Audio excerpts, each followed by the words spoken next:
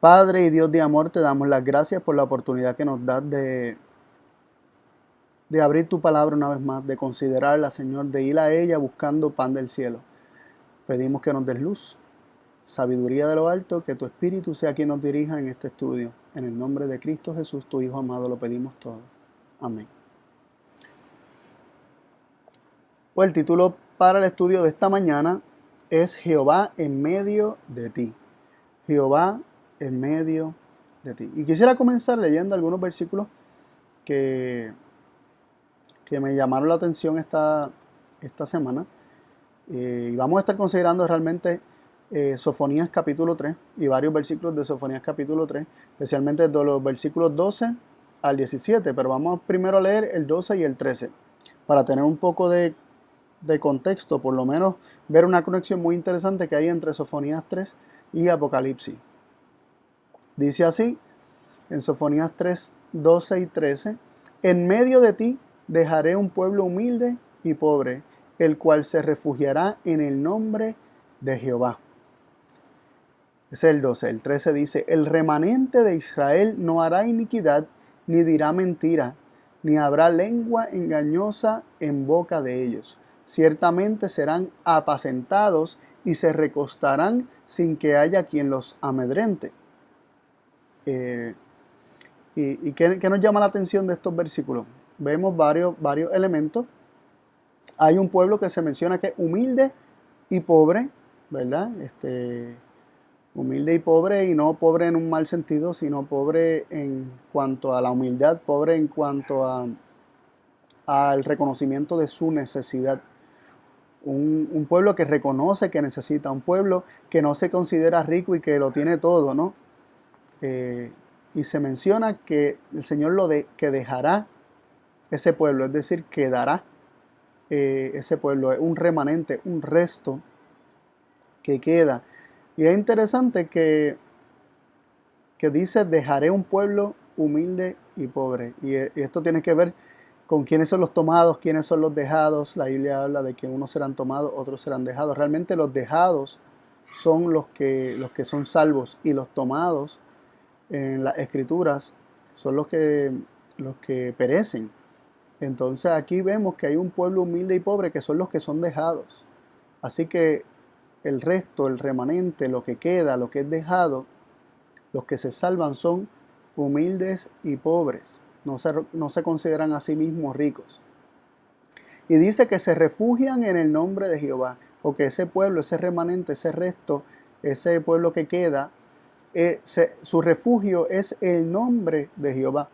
Y en nuestro estudio anterior, y cuando digo anterior no me refiero inmediatamente anteriores, sino que desde hace tiempo hemos estado presentando muchos aspectos del carácter de Dios y definiendo la Biblia con la misma Biblia, dejando que la Biblia sea su propio diccionario, y hemos visto que la Biblia define el nombre de Dios, el nombre de Jehová, como su carácter, una revelación de su carácter. Cuando Dios proclamó el nombre en el Sinaí, como aparece en el capítulo 34 de Éxodo, Dios dio una descripción de cómo era Él. Así que este pueblo humilde y pobre, su refugio es el nombre de Jehová. Es decir, su refugio es el conocer cómo es Dios, es conocer su carácter. Ese es el refugio del pueblo remanente. Y de hecho la palabra remanente es utilizada en el versículo 13 cuando dice que el remanente de Israel no hará iniquidad ni dirá mentira. El pueblo remanente de Dios vencerá el pecado, pero no por ellos mismos, y de eso vamos a hablar más adelante, pero obtienen la victoria. Ellos obtienen la victoria sobre el pecado. Dice que no habrá iniquidad en ellos, que ellos no harán iniquidad ni dirán mentira. Es decir, ellos son sin mancha, ¿verdad? Ellos son sin pecado, o llegan a ser sin pecado.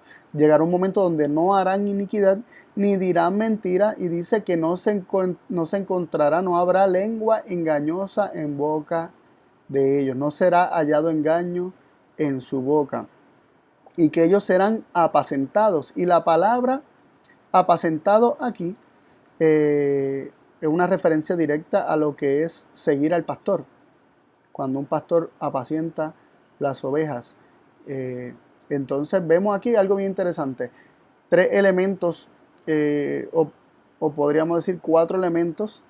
Uno, que se refugian en el nombre de Jehová. Conocen el nombre, lo conocen, lo comprenden y es su refugio. También este remanente no hace iniquidad ni habla mentira. También se nos dice que serán apacentados, y lo primero que vimos era que era un pueblo humilde y pobre. Es decir, reconocen su necesidad. No se creen ricos, ¿verdad? Como es el caso de la Odisea. Y por eso se le hace la recomendación a la Odisea que compre de Cristo el oro refinado en fuego, las vestiduras blancas, ¿verdad? Vestiduras para cubrir la vergüenza de su desnudez, y colirio, ¿verdad? Que todo eso se obtiene de Cristo. Y vemos en Apocalipsis 14 también una referencia a los 144,000 de Israel, según se menciona en el capítulo 7 de Apocalipsis. Vemos también algunas de estas características, ¿no? Y podemos conectar lo que dice Apocalipsis con lo de Sofonía y ver que Sofonía está hablando acerca del remanente que Dios se hará en el tiempo del fin. Y Apocalipsis capítulo 14, verso 1 nos dice: y miré, y he aquí, el Cordero estaba sobre el monte de Sión, y con él 144,000 que tenían el nombre de su Padre escrito en sus frentes. Entonces 144,000 tienen el nombre de su Padre escrito en su frente. ¿El Padre de quién? El Padre del Cordero y el Padre suyo, el Padre de los 144,000. Ellos tienen a Dios por Padre y tienen ese nombre, ese carácter escrito en sus frentes, lo conocen, lo comprenden. Así vimos cómo el remanente de Sofonías 3 se refugia en el nombre de Jehová. Ese nombre es su refugio. Y así vemos cómo los 144,000 de Israel en Apocalipsis tienen el nombre de su Padre escrito en sus frentes. Cuando digo de Israel, pues me estoy refiriendo al Israel, al verdadero Israel, no el que lo es meramente en la carne, pero el que es un verdadero israelita, ¿no? Tal como lo menciona la Escritura, que es el que lo es por la fe. Entonces, también leemos en el capítulo 4, en el versículo 4 y versículo 5 de Apocalipsis 14, lo siguiente: estos son, hablando de los 144,000, dice: estos son los que con mujeres no fueron contaminados porque son vírgenes. Estos, los que siguen al Cordero por donde quiera que fueren. Vemos ahí el elemento de pastoreo, ¿no? El Cordero, Cristo, como guiando a los 144,000. Así que el pastor de los 144,000 es Cristo. Y dice: y estos fueron comprados de entre los hombres por primicias para Dios y para el Cordero. Y el versículo 5 dice: y en su boca no se halló engaño, son sin mancha. Vimos que estos elementos todos aparecían en Sofonías 3. Versículos 2 y 13, cuando vimos que ellos no harían iniquidad, es decir, son sin mancha, ni dirán mentiras, ni habrá lengua engañosa en su boca, no se hallaría engaño en su boca. Así que vemos un paralelismo bastante, no me parece que estamos pecando de ignorancia al establecer un paralelismo entre Sofonías 3, 12 y 13 y Apocalipsis 14 y la descripción de los 144,000. Aparte que se habla de un remanente de Israel en Sofonías capítulo 3. Ahora, prosiguiendo en el libro de Sofonías, en el versículo 14, vamos a leer el 14 y el 15, y dice así: canta, oh hija de Sión, da voces de júbilo, oh Israel, gózate y regocíjate de todo corazón, hija de Jerusalén. Jehová ha apartado tus juicios, ha echado fuera tus enemigos. Jehová es rey de Israel en medio de ti, nunca más verás mal. ¿Y qué nos llama la atención de estos versículos? Pues vamos a ir desglosándolos poco a poco, pero lo primero que se nos menciona es que este remanente de Israel tiene motivos para regocijarse, para dar voces de júbilo. Dice, gózate y regocíjate de todo corazón, hija de Jerusalén. Y luego se da la razón por la cual ellos pueden regocijarse. Dice que Jehová ha apartado tus juicios, ha echado fuera tus enemigos. Y dice, Jehová es rey de Israel en medio de ti, nunca más verás mal. Así que la razón por la que este remanente se puede gozar es que Dios ha apartado sus juicios de ellos, ha echado fuera a su enemigo, y Jehová es rey, Jehová reina en medio de ti, dice, y nunca más verás mal. Estos 4 elementos son las razones que se dan por la cual se puede regocijar el Israel, el remanente de Israel que se menciona en los en los versículos anteriores de Sofonías capítulo 3.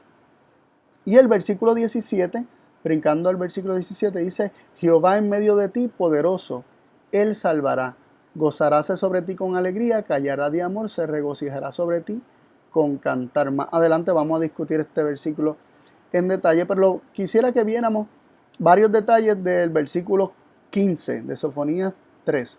Sofonías 3:15 dice, Jehová ha apartado tus juicios, como la primera razón por la cual el remanente de Israel se puede regocijar. ¿Y qué apartar sus juicios? ¿Cuáles son sus juicios que son apartados por los cuales ellos se pueden regocijar? Cuando nosotros hacemos un estudio profundo acerca de lo que son los juicios o el juicio, es bien abarcante. O sea, hay muchos aspectos del juicio que nosotros pudiéramos considerar. En este estudio vamos a estar considerando el aspecto de lo que son los juicios de Dios, o lo que es el juicio de Dios en conexión con lo que llamamos los castigos, o ser entregado en manos de las consecuencias de lo que nosotros mismos elegimos en el pasado, etc. Vamos a leer un poco acerca de los juicios de Dios en cuanto a este contexto, porque me parece que en esta dirección que el versículo de Sofonías 3:15 lo menciona, aunque creo que pudiera tener otra aplicación que en este estudio no vamos a estar considerando por motivos de tiempo. Ezequiel 5, del 15 al 17, leemos lo siguiente. Y serás oprobio y escarnio y escarmiento y espanto a la gente que están alrededor de ti, cuando yo hiciere en ti juicios en furor e indignación, en reprensiones de ira, yo Jehová he hablado. Lo primero que vemos en el 15 es que el pueblo sería oprobio, escarnio, espanto, ¿verdad? A toda la gente que lo ven, que están alrededor de sí, cuando el Señor hiciere juicios sobre el pueblo sobre su pueblo, ¿verdad? En su furor y en su ira. Y hemos estudiado, ¿verdad? En otros estudios que hemos hecho, que el furor y la ira del Señor no es como la del hombre, sino que el furor y la ira del Señor es cuando el Señor entrega al hombre a las consecuencias de sus decisiones, es cuando el Señor con dolor deja que el hombre coseche lo que sembró. Versículo 16 sigue diciendo, cuando arrojaré yo sobre ellos las perniciosas saetas del hambre, que serán para destrucción, las cuales enviaré para destruiros. Entonces aumentaré el hambre sobre vosotros y quebrantaré entre vosotros el arrimo del pan. El 17 dice, enviaré pues sobre vosotros hambre y malas bestias que te destruyan, y pestilencia y sangre pasarán por ti, y meteré sobre ti cuchillo, yo Jehová he hablado. Así que el Señor habla acerca de hambre, de bestias que destruyan, de pestilencia, de sangre, de cuchillo, todo eso viniendo sobre su pueblo. ¿Debido a qué? Debido al pecado del pueblo, debido a las consecuencias de cosas que se hicieron en el pasado. Y para que veamos lo que es derramar la ira del Señor, y vemos cómo los juicios de Dios están conectados al Señor en su ira y en su furor, permitir que todas estas cosas vengan sobre su pueblo. Leemos Ezequiel 21:31 que dice, y derramaré sobre ti mi ira el fuego de mi enojo haré encender sobre ti y te entregaré en mano de hombres temerarios, artífices de destrucción. Vemos el proceso de la ira de Dios conectado con el entregar al hombre en manos de sus enemigos.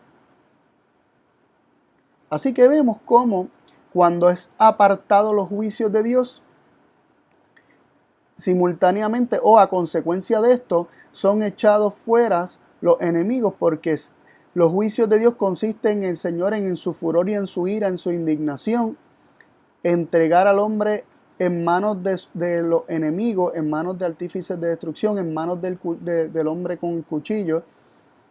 Entonces, cuando el Señor aparta los juicios, cuando el Señor retira sus juicios, el Señor a su vez echa fuera al enemigo, a los enemigos.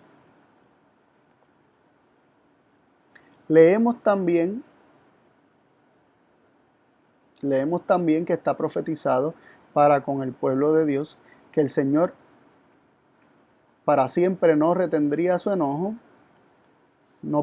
para siempre no permanecería en su ira, para siempre no permanecerían sus juicios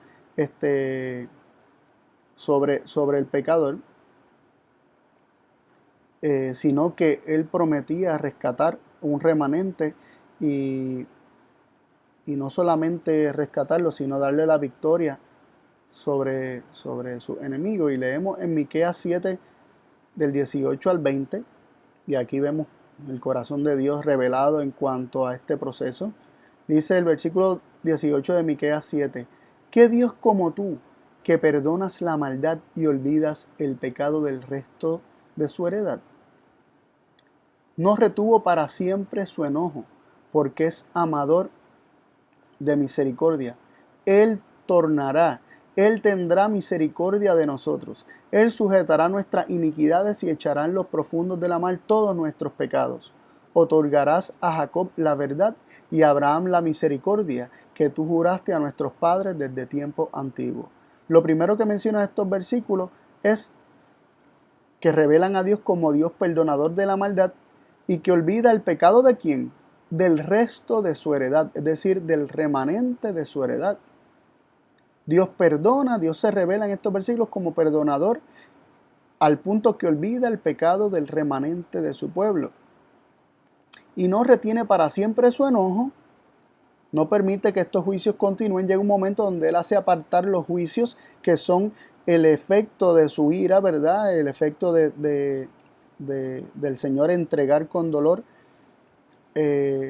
a su pueblo a las consecuencias de sus pecados por un tiempo. Dice, pero llegará el momento donde el Señor no retendrá para siempre su enojo, porque es amador de misericordia. Él tendrá misericordia y Él se tornará a tener misericordia de nosotros, de su remanente, de su pueblo.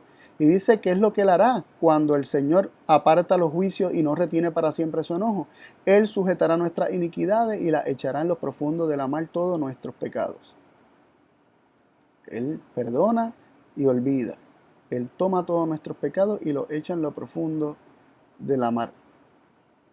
Dice, otorgarás a Jacob la verdad, a Abraham la misericordia, que tú juraste a nuestros padres desde tiempos antiguos. Ahí vemos cómo se van conectando lo que decía Sofonías con lo que comenzamos hablando y con lo que se está presentando ahora en Miqueas capítulo 7, ¿verdad? Y lo que conectamos también con el libro de Ezequiel.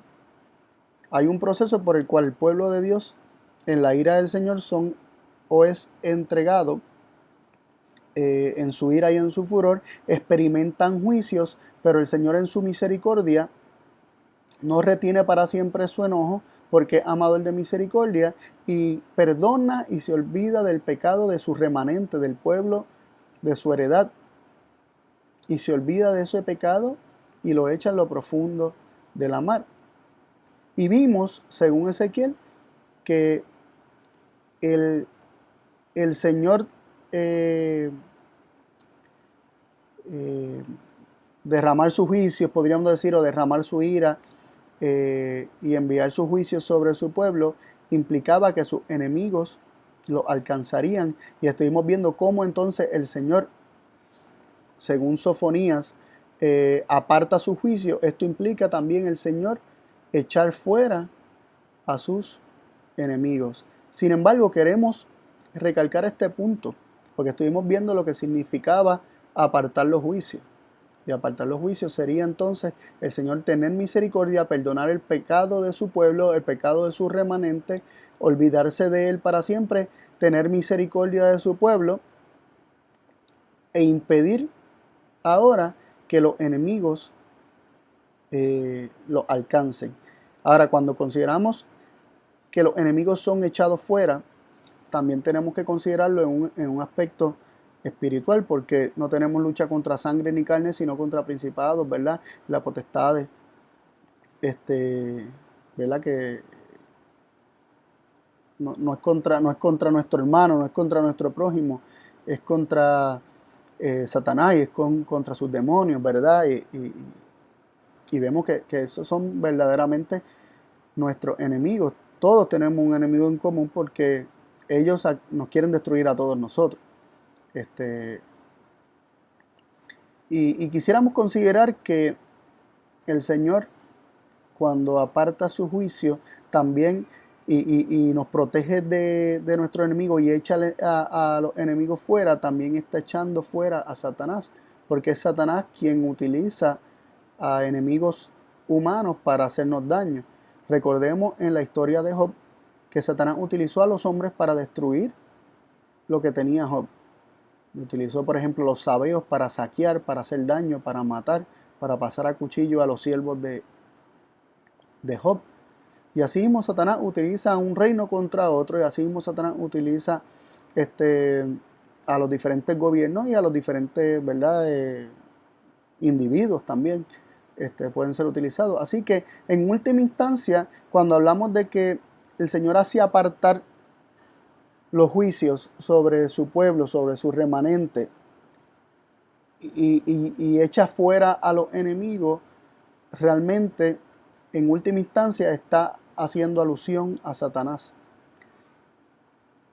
Y vemos en Juan capítulo 12, versículo 31 que dice: ahora es el juicio de este mundo. Ahora el príncipe de este mundo será echado fuera. ¿Fuera de dónde? ¿Fuera de dónde? Porque Cristo dijo ahora. Ahora es el juicio de este mundo. Ahora el príncipe de este mundo será echado fuera. Cristo está diciendo ahora, justo antes de su crucifixión. Pero vemos que Satanás no fue echado fuera de la tierra. En un sentido sí fue echado fuera del cielo. Fuera de la simpatía de los seres celestiales. En ese sentido. Pero ¿cómo la cruz hace que Satanás, que el príncipe de este mundo, sea echado fuera? Bueno, la cruz expone a Satanás. No solamente a los seres celestiales, sino también a los seres humanos.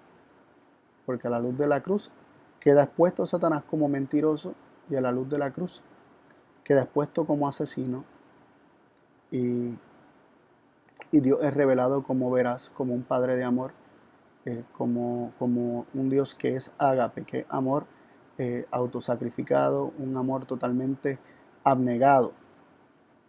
Pero entonces volvemos a la pregunta: ¿en qué sentido Satanás es echado fuera? Porque él estaba en este mundo, se le llama el príncipe de este mundo, pero es echado fuera. ¿Y es echado de qué? ¿De dónde? Es echado de su trono, es echado desde donde reinaba. Y miren qué interesante, ¿dónde es que Satanás pretende reinar y quiere reinar? Juan 14:30, Jesús dijo lo siguiente: ya no hablaré mucho con vosotros, porque viene el príncipe de este mundo, mas no tiene nada en mí. El príncipe de este mundo, que es Satanás, el cual Jesús dijo que iba a ser echado fuera, no tenía nada en Cristo. Nunca tuvo nada en Cristo, porque nunca reinó en el corazón de Cristo. Porque nunca se sentó en el trono del corazón de Cristo. Entonces vemos a Satanás, el príncipe de este mundo, siendo echado fuera, implicando, en conexión con los enemigos que son echados fuera, implicando que Satanás es sacado del trono del corazón. Él nunca tuvo nada en Cristo, aunque era el príncipe de este mundo, nunca fue el príncipe, ni el rey, ni el gobernante de la vida de Cristo. ¿Y de dónde iba a ser echado fuera? Era de los hombres, ¿no? Del corazón de los hombres. Lamentablemente nosotros, desde que le hicimos caso, ¿verdad? Nuestros primeros padres y nosotros le hemos hecho caso porque por cuanto todos hemos pecado, como dice la palabra, ¿no? No solamente cuando dice que pecamos y estamos destituidos de la gloria de Dios, ahí en Romanos 3 también se nos dice que el pecado, que la muerte pasó a todos los hombres por cuanto todos pecaron. Así que eso es un punto, ¿verdad?, a considerar. No le echamos la culpa solamente a Adán y Eva, sino que nosotros, al consentir con la misma filosofía de nuestros primeros padres, hemos también echado fuera a Cristo y hemos recibido para nosotros a otro príncipe.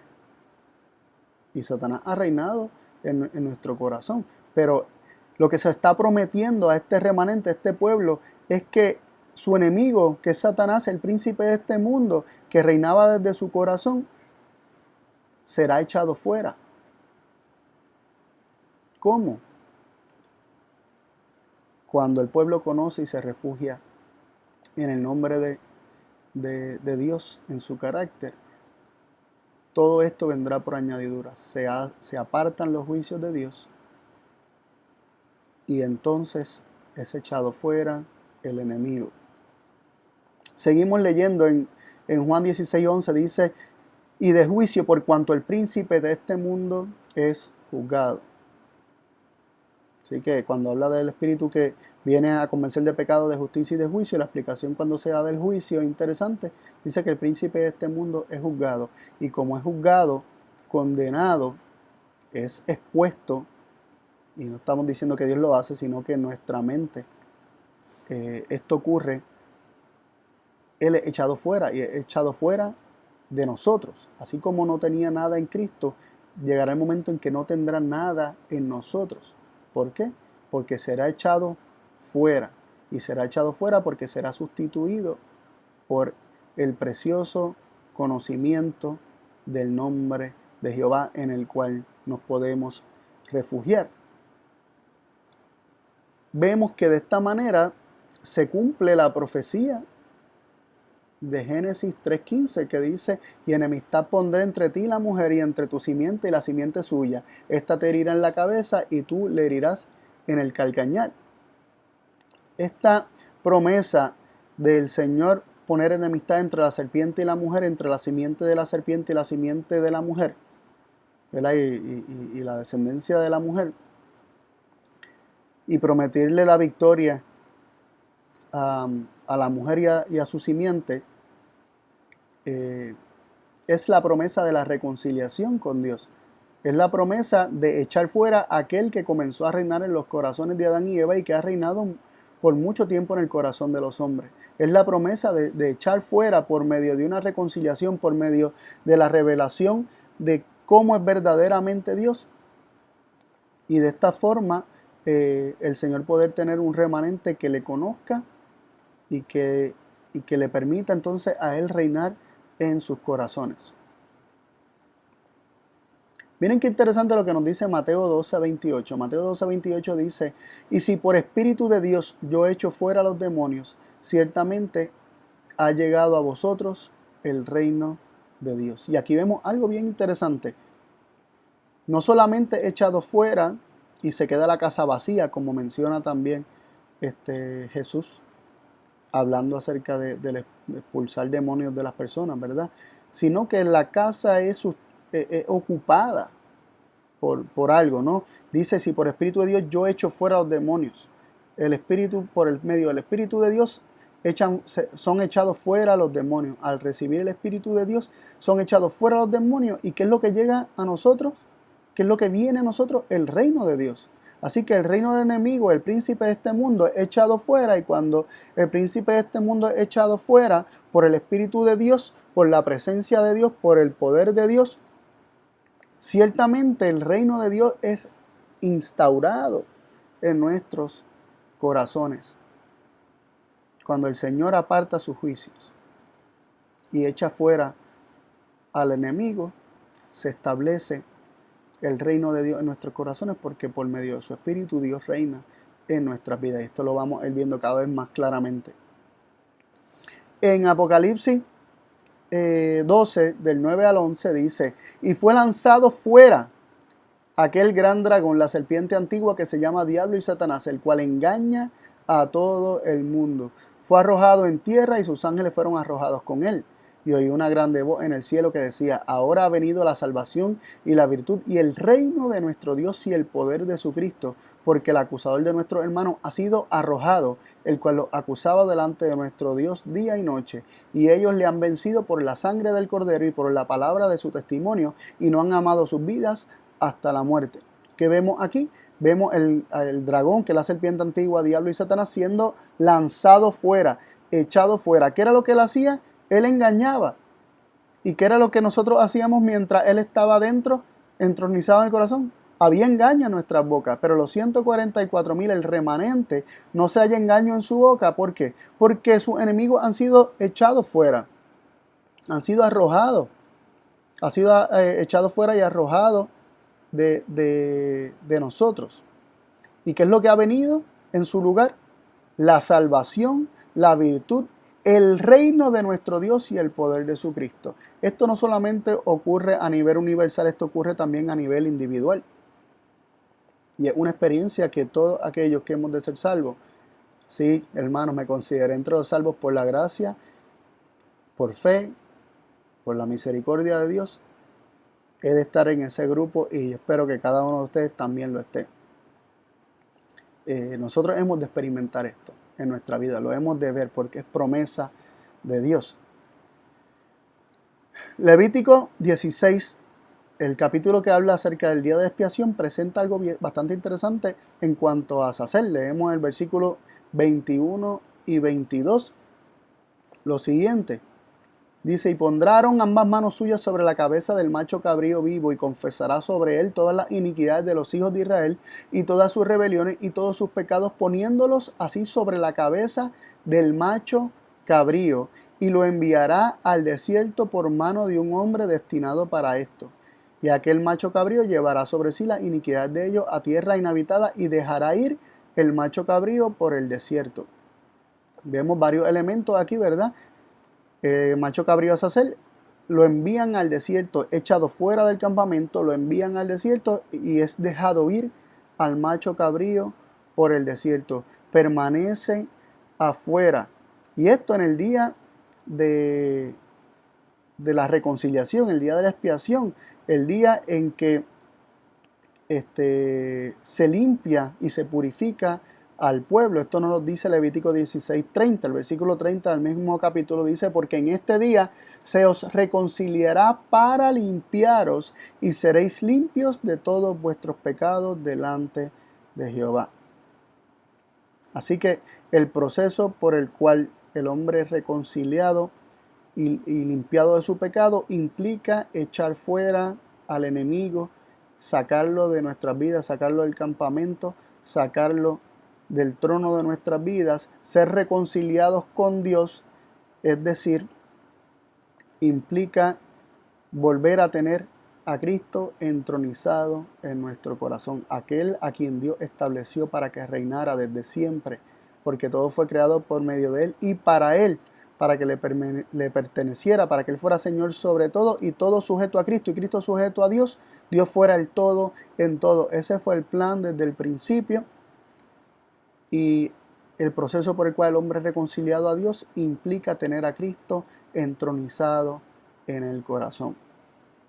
Y miren qué interesante estos versículos acerca de la promesa del Mesías y su reino. En Ezequiel capítulo 37 del 21 al 25 dice: y les dirás: así ha dicho el Señor Jehová, he aquí yo tomo a los hijos de Israel de entre las gentes a las cuales fueron, y los juntaré de todas partes y los traeré a su tierra. Ese es el versículo 21.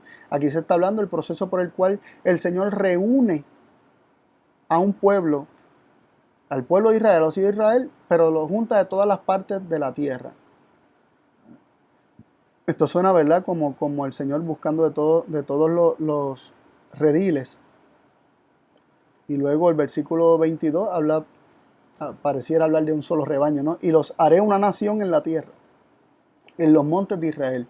Y un rey será a todos ellos por rey. Miren qué interesante, todos tendrán un mismo rey. Vamos a ver cuál será este rey. Y nunca más serán dos naciones, ni nunca más serán divididos en dos reinos. No estaremos sirviendo al reino de Satanás, ni tampoco al reino de Dios, ¿verdad? En un sentido más espiritual. Sino que solamente habrá un rey en nuestra vida. Ni más se contaminarán con sus ídolos y con sus abominaciones y con todas sus rebeliones.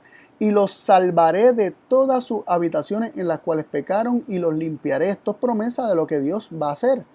Así vemos cómo esto no es algo que nosotros hacemos por nosotros mismos, sino que esto es algo que nosotros le permitimos a Dios hacer. Dice, y me serán por pueblo y yo a ellos por Dios. Y los versículos 24 y 25 dicen lo siguiente, y mi siervo David será rey sobre ellos, y a todos ellos será un pastor, y andarán en mis derechos y mis ordenanzas guardarán y las pondrán por obra. Ese es el versículo 24. Así que se habla de David siendo rey sobre ellos, pero ¿esto es David o es... ¿verdad? Cristo, que es de la descendencia de David en la carne, pero a la vez es la raíz de David, ¿verdad? Dice que será un pastor y en Apocalipsis vemos al remanente siendo pastoreado por el Cordero, que es Cristo.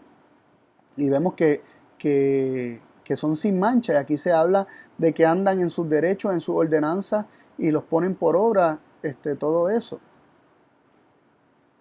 Así que muy interesante. El versículo 25 dice, y habitarán en la tierra que di a mi siervo Jacob, en la cual habitaron vuestros padres, en ella habitarán ellos y sus hijos, y los hijos de sus hijos para siempre. Y mi siervo David les será por príncipe para siempre. Así que la promesa para el remanente es que Cristo, el descendiente de David, será príncipe en sus vidas para siempre. El príncipe de este mundo, el enemigo, es echado fuera del trono del corazón y se sentará para siempre en el corazón de los redimidos, Cristo. ¿Verdad? Porque esto es una profecía mesiánica de Ezequiel 37. Y esto nos habla acerca de lo que nos presenta Colosenses 1:27, un versículo que hemos también a lo largo de todo nuestro estudio hemos presentado mucho. Dice Colosenses 1:27, a los cuales quiso Dios hacer notorias las riquezas de la gloria de este misterio entre los gentiles, que es Cristo en vosotros, la esperanza de gloria. Cristo en vosotros, la esperanza de gloria. Está hablando de Cristo en nosotros. Es Cristo quien viene a reinar en nosotros. Es Cristo reinando en nosotros, estando en nosotros como podemos o como tenemos la esperanza de gloria. Es la única esperanza de gloria, la única esperanza de revelar la gloria de Dios, la única esperanza de poder revelar su carácter, la única esperanza de participar de todas las bendiciones futuras. Es Cristo formado en el interior, Cristo reinando desde el interior. Y de esto habla Juan 14, el versículo 17, el 20 y el 23, que dicen, al Espíritu de verdad, al cual el mundo no puede recibir, porque no le ve ni le conoce, mas vosotros le conocéis porque está con vosotros y será en vosotros, nos dice el versículo 17. Así que vemos que aquel que estaba con ellos, pero sería en ellos, era Cristo. No solamente él quería estar con ellos, sino que está hablando de estar en ellos por medio de su Espíritu. Dice el versículo 20, en aquel día vosotros conoceréis que yo estoy en mi Padre y vosotros en mí y yo en vosotros. Cristo se revela como aquel que mora en el hombre y que quiere estar en el hombre. Y el versículo 23 dice, respondió Jesús y díjole, el que me ama mi palabra guardará y mi Padre le amará y vendremos a él y haremos con él morada. Así que se promete a Cristo y el Padre entronizados en el corazón, porque si el Padre está entronizado en el corazón de Cristo y Cristo en el nuestro, entonces la presencia del Padre y del Hijo realmente están con el creyente. Y volvemos a Sofonías. Sofonías capítulo 3, un versículo que no habíamos leído, que el 5 dice, Jehová justo, en medio de ella no hará iniquidad. Si Dios está en nosotros, Dios no hace iniquidad. Si Dios es quien reina desde el corazón y Dios no hace iniquidad, entonces habrá iniquidad en ese remanente en el cual, desde el medio del cual Dios reina. No, no habrá iniquidad. Dice, de mañana sacará a luz su juicio. Nunca falta, es decir, Dios nunca falla, mas el perverso no tiene vergüenza.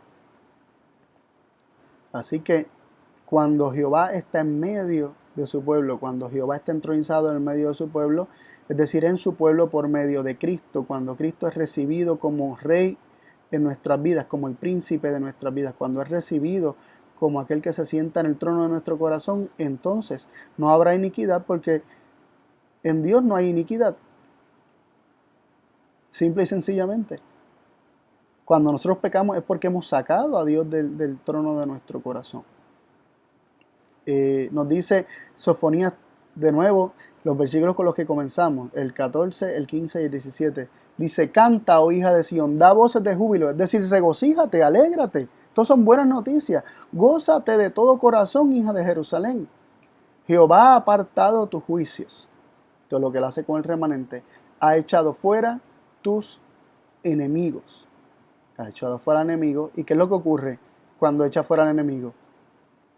Jehová es rey de Israel en medio de ti. Dios se convierte en el rey de nuestras vidas. Así que dice, nunca más verás mal.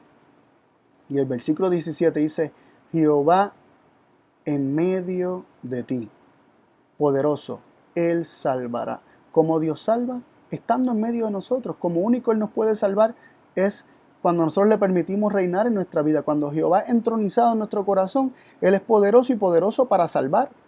No solamente poderoso para hacer proeza en el mundo físico alrededor nuestro, sino que es poderoso para salvar. Y esto es cuando Él está en medio nuestro. Dice, gozaráse sobre ti con alegría. Cuando nosotros le permitimos finalmente reinar desde el trono de nuestro corazón, estar asentado en nosotros, en nuestras vidas, en nuestro ser, para que nos salve, para dejarlo ejercer su poder para salvar, Él se gozará sobre nosotros con alegría. Esto es lo que le producimos a Dios cuando se lo permitimos, porque Él lo que quiere es salvarnos. Dice que callará de amor, se regocijará sobre ti con cantar. Y este versículo a mí me fascina porque no me cabe en la mente cómo podría ser un cántico de Dios. Cómo Dios mismo, cómo sonaría un cántico de Dios. Todo lo que se podría experimentar o sentir al escuchar a Dios cantar. Pero lo hace de alegría, porque le permitimos reinar en nuestro corazón y de esa manera nos puede salvar. Esta alegría es la alegría de Dios cuando un hijo suyo le deja a Dios echar fuera al enemigo y es reconciliado con Dios para que entonces Dios y Cristo reinen en sus corazones. Así que, ¿qué vamos a decir nosotros? Queremos que esta obra se haga en nuestra vida. Queremos que el Señor eche fuera a nuestros enemigos. ¿Cómo comenzamos? Comenzamos que este pueblo que experimenta esto se refugia en el nombre de Jehová. Mientras el nombre de Jehová sea nuestro refugio, mientras este sea nuestra meditación, mientras lo contemplemos y lo estudiemos, vamos a considerar y ver cuán grande es Dios, y considerando y viendo cuán grande es Dios, Cristo va a ser formado, entronizado en el interior, y el enemigo va a ser echado fuera de nuestras vidas para siempre y no va a tener nada en nosotros. Nada en nosotros, y en nuestras vidas no va a ser hallado ni engaño, ni mancha, ni iniquidad, ni ninguna de estas cosas, porque aquel que reina en nuestros corazones también es nuestro pastor, y le seguiremos por donde quiera que Él vaya y por donde quiera que nos guíe. Que esta sea también tu experiencia. Dios te bendiga. Oramos. Padre y Dios del cielo, gracias por tu palabra. Acompáñanos, oh Dios, en este caminar de conocerte cada día más, y guíanos, Señor, para hacer de tu nombre nuestro refugio y y nuestra ancla, Padre. Pedimos tu bendición, tu ayuda en todas nuestras luchas y que podamos obtener la victoria sobre todos nuestros pecados. Para gloria de tu nombre. Esto lo agradecemos en el nombre de Cristo Jesús. Amén.